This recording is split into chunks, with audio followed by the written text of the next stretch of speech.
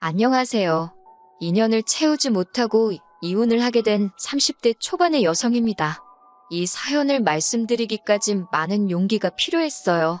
아는 사람한테 이야기하자니 너무 부끄러워서 이렇게 익명으로 사연을 적어봅니다. 남편과 저는 같은 건물에서 일하면서 알게 되었습니다.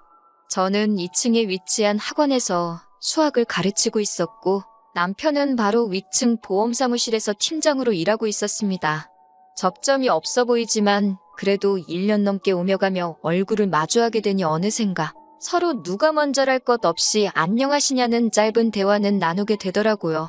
그러다 남편이 하루는 언제 한번 점심이라고 같이 먹었으면 좋겠다고 물었습니다.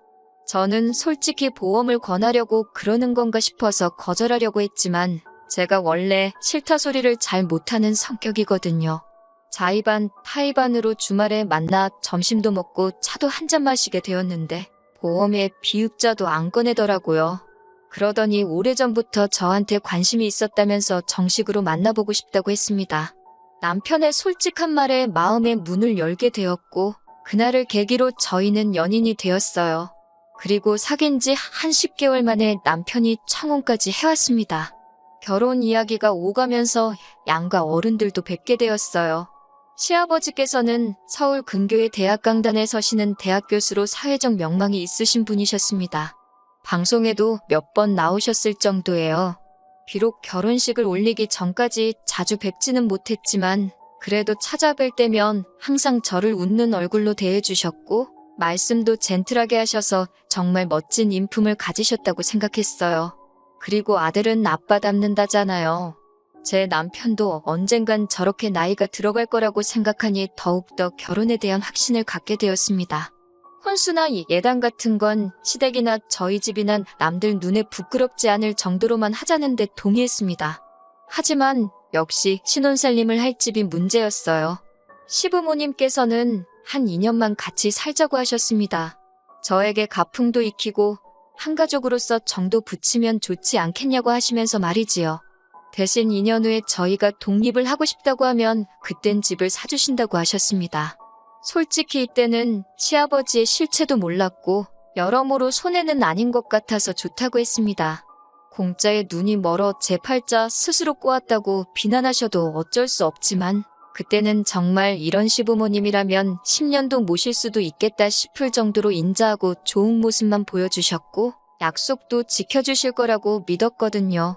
하지만 10길 물속은 알아도 1길 사람 속은 모른다더니 결혼하고 나니까 그전에는 보이지 않았던 것들이 눈에 들어오기 시작했습니다.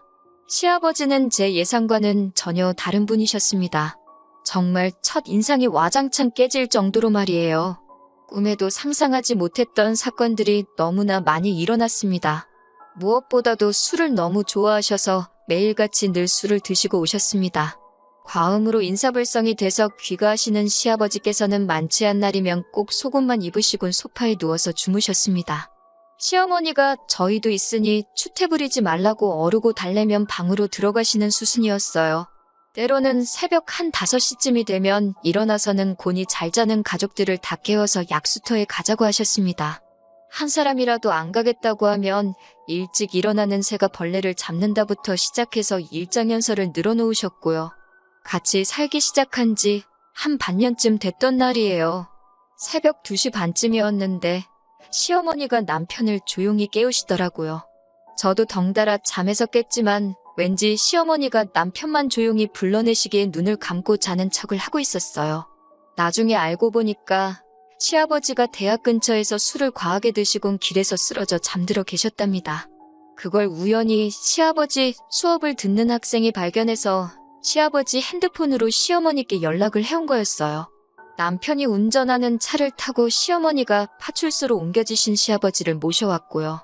행여 학교에 소문이라도 나면 큰일 난다며 시어머니가 연락 준 학생에게 돈을 챙겨줬다고 하셨습니다. 너무 부끄럽고 남사스러운 일이지만 그렇게라도 학생 입을 다물게 하려고 그러셨다더군요. 나중에 남편에게 그 이야기를 듣고는 시부모님 2분 모두께 너무나 실망을 했습니다. 그런 일이 있었음에도 불구하고 시아버지의 음주는 점점 더 심해져만 가는 눈치였습니다. 그러자 결국 하루는 시어머니께서 며느리도 같이 사는 데는 남사스럽다고 채통 좀 지키라며 시아버지께 소리를 지르셨습니다. 같이 사는 동안 시어머니가 시아버지께 이런저런 잔소리를 하시는 건 봤어도 큰 소리를 내시는 건 본 적이 없었기에 저나 남편이나 깜짝 놀랐습니다. 시아버지께서도 처음엔 당황하신 듯 하더니 이내 TV 옆에 있던 수석을 집어드셔서는 거실 테이블에 집어 던지셨습니다. 시어머니더러 마누라가 남편을 무시하니 술을 안 마실 수가 있냐면서요. 테이블 유리가 다 깨지면서 집안은 순식간에 난장판이 되었고요. 소리가 어찌나 컸는지 아랫집에서 무슨 일 있냐고 인터폰을 해올 정도였으니까요. 태어나서 한 번도 이런 상황을 직접 겪어본 적 없었던 저는 말 그대로 심장이 터지는 줄 알았습니다. 시아버지께서 저에게 배우라고 한 가풍이 이런 건가 어이가 없었네요. 시어머니는 주저앉아서 당신 팔자를 한탄하시면서 우시고 저는 그런 시어머니를 달래며 집을 치워야만 했습니다. 시아버지는 욕을 하며 집 밖으로 나가셨고 걱정이 된다면 남편은 시아버지 뒤를 따라 나갔고요. 놀라운 건 이런 대소동이 있었지만 그 다음 날 가족 중 누구 하나 먼저 이 일을 입에 담는 사람이 없었다는 거예요. 사실 무엇보다도 시어머니와 저희 부부를 답답하게 한 건 시아버지는 다음 날이 되면 아무 일도 없었다는 듯이 행동을 하신다는 점이었습니다. 처음에는 어찌나 태연하게 연기를 하시는지 정말 기억을 못 하시나? 기억력에 문제가 있으신 건 아닌가 싶더라고요. 결국 한 1년쯤 지났을 때 저는 남편에게 우리 제발 나가 살면 안 되냐고 물었습니다. 아프신 시아버지 병수발을 할 자신이 없다고 솔직하게 털어놓으면서 말이에요. 그러자 남편은 현실적으로 우리 둘이 맞벌이를 해서 언제 집을 살 수 있겠냐며 1년만 더 버티자고 그러더라고요. 저도 그 말에 딱히 반박을 할 수가 없어서 알겠다고 했습니다. 그리고 그때부터 마음속으로 하루하루를 새고 있었네요. 그리고 얼마 뒤 평소처럼 시아버지는 귀가하시기 전이었고 꾸벅꾸벅 졸고 계신 시어머니께 먼저 들어가 주무시라고 했어요. 그리고는 남편과 제가 거실에서 시아버지를 기다리고 있었고요. 그런데 2시쯤 남편 핸드폰으로 전화가 걸려왔어요. 받아보니 경찰서더라고요. 시아버지께서 엉뚱한 동네에 있는 포장마차까지 가셔가지고는 술에 취해 행패를 부리셨다고 하더군요. 옆자리에 중년 부부가 술을 마시고 있었는데 아내 되는 사람한테 치근덕거리다 싸움이 났고요. 결국 신고를 받고 지구대 경찰관이 나왔는데 그 경찰관한테 욕설을 퍼부으셨답니다. 남편은 그 이야기를 듣자마자 앞에 쩔쩔매면서 지금 당장 모시러 가겠다고 죄송하다고 연신사과를 하고 있었어요. 이게 무슨 개망신인가 싶었습니다. 그래도 다행히 시아버지를 알아보는 사람은 없었나 보더라고요. 새벽동이 틀 때쯤 시아버지와 남편이 집으로 돌아왔습니다. 주무시던 시어머니도 소란스러운 소리에 깨셨고 저도 잠 한숨 못 자고 날밤을 샜어요. 술에서 덜 깨신 것 같았는데 뭐가 그렇게 그날은 또 기분이 좋으신지 계속 저한테 사랑의 총알을 쏘시고 저더러 한번 안아보자 그러시는 거예요. 남편이 얼른 안아드리라 그래서 떨떠름하게 어깨동무식으로 대충 안아드렸더니 갑자기 제 팔뚝 안쪽 살을 꼬집듯이 주물럭 거리시는 게 아니겠어요. 저는 어색하게 웃으며 팔을 빼냈습니다. 그러자 또 어딜 가려고 그러냐며 제 손목을 잡아 끄시더니 제 팔뚝살을 또 만지려고 하시는 거예요. 그 순간 더는 아니다 싶어서 제가 시아버지께 왜 자꾸 만지시냐고 아프다고 그러면서 정색을 했습니다. 그제서야 시어머니도 왜 당신을 두고 며느리를 귀찮게 하냐며 억지로 시아버지를 모시고 안방으로 가시더라고요.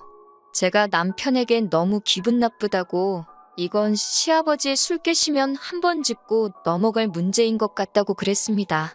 그러자 남편은 대수롭지 않다는 듯 왜 일을 크게 만들려고 그러냐며 시아버지가 며느리 예뻐하는 것도 기분이 나쁘냐고 비아냥거리더라고요.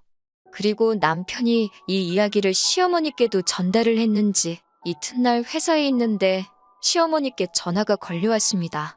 당신들이 딸이 없어서 시아버지가 저를 딸처럼 생각해서 그러는 거니까 너무 기분 나쁘게 받아들이지 말라고요. 하지만 저는 솔직히 시아버지와 며느리 관계를 떠나서 기분이 너무 찝찝했습니다. 하지만 제가 남편과 이혼을 결심하게 된 결정적인 이유는 따로 있습니다. 시아버지의 음주가 결국 저희 부부의 발목을 잡았어요.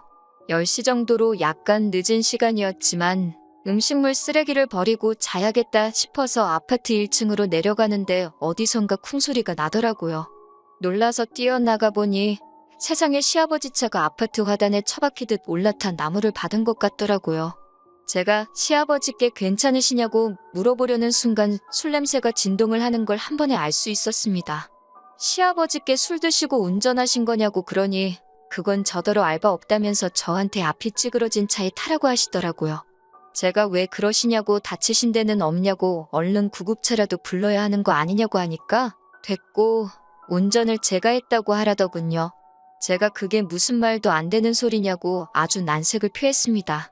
그러자 시아버지께서는 내가 대학교에서 잘리면 니들 집은 어떻게 사주겠냐며 어차피 일해봤자 저한테 크게 피해갈 일도 없으니 누가 묻거든 제가 이런 사고를 냈다고 하라셨습니다.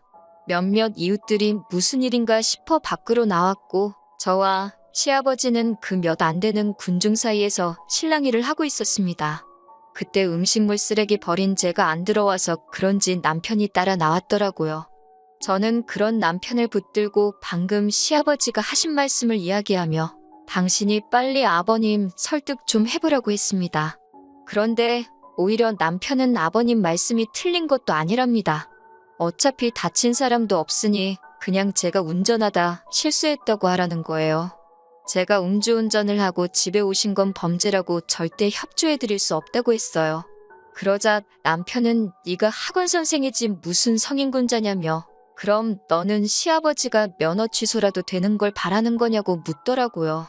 그 순간 저는 이 부자지간에게 참교육을 해줘야겠다는 생각이 번뜩 들었습니다. 그래서 경찰을 불렀습니다. 제가 경찰을 불렀다고 하자 시아버지가 이게 무슨 배워먹지 못한 짓거리냐며 얼른 다시 전화해서 못 오게 하라시더군요. 남편도 어떻게 며느리가 시아버지를 신고하냐며 제정신이냐고 화를 냈습니다. 저는 남편에게 이번엔 나무로 그쳤지만 다음에는 진짜 사람이 다칠 수도 있다고 저런 분에게선 면허를 뺏는 게 모든 사람을 살리는 길이라고 설득을 했지만 남편은 들으려조차 하지 않았습니다.